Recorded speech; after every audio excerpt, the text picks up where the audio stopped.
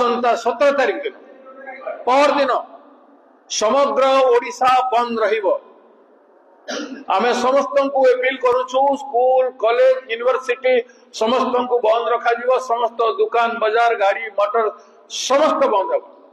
आमे transport union को अनुरोध करूछु, आमे कर्मचारी यूनियन को अनुरोध करूछु, आमे व्यापारी संघ प्रत्येक टाउन रो प्रत्येक आम राज्य रो समस्त को आमे अनुरोध करूछु।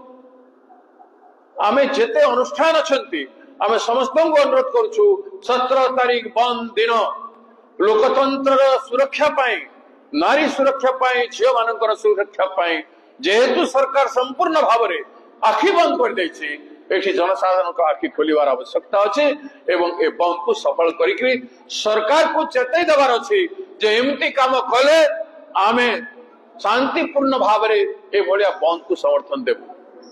कोनोसी हिंसात्मक घटना न होई शांतिपूर्ण भाव में बंद करबा पाई आमे समस्त राज्यवासी को अनुरोध करिछु एवं आमे निष्पत्ति करिछु जे विचार विभाग न्यायिक तदंत करा जाऊ।